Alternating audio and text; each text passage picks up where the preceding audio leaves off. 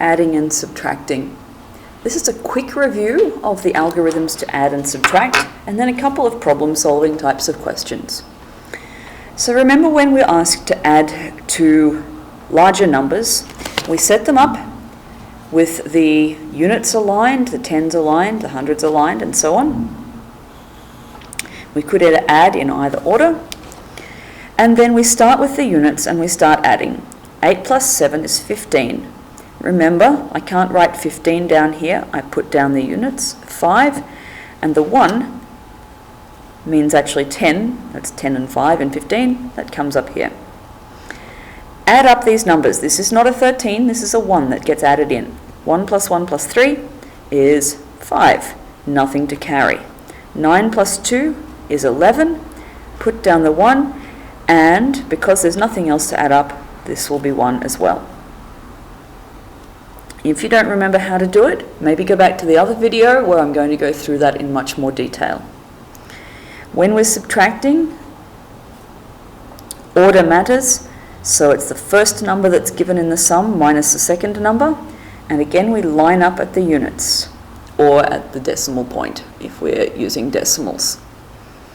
Now this is where you'll remember we have to borrow,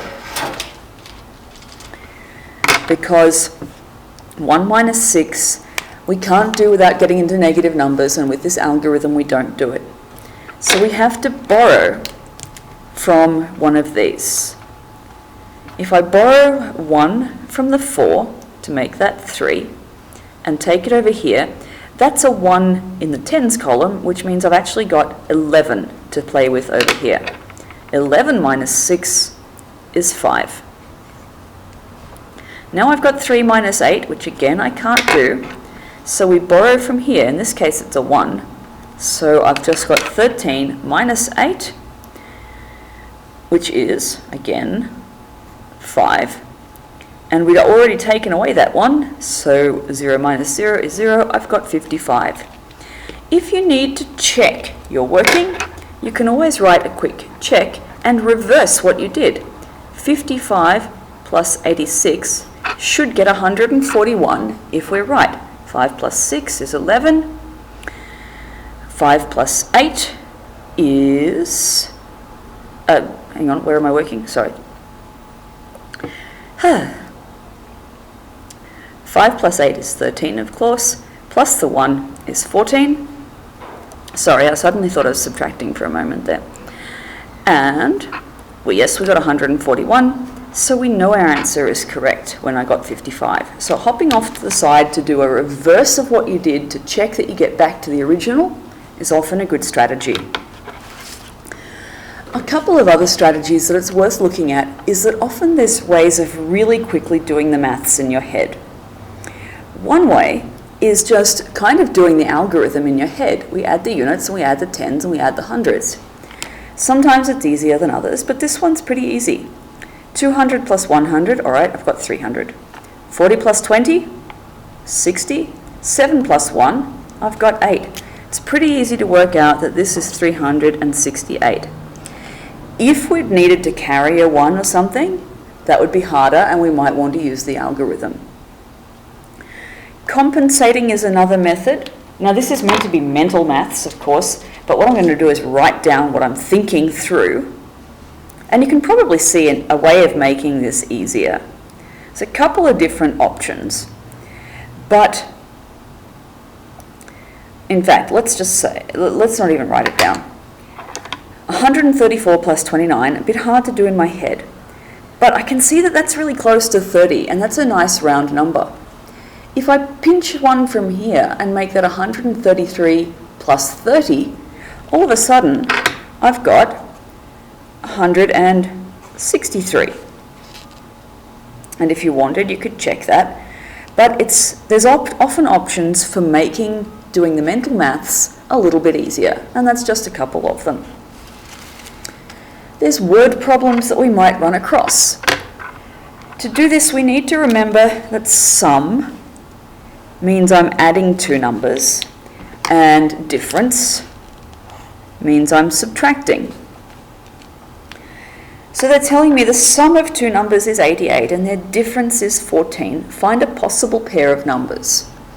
Now you could just start by trial and error, but one way that's pretty easy to do it is say, look, I've got two numbers. If they had no difference at all, then it would just be half of 88. So if you start with half of 88, so 44 plus 44, that equals 88, but the difference is wrong. Then change one or both of these so the difference is 14.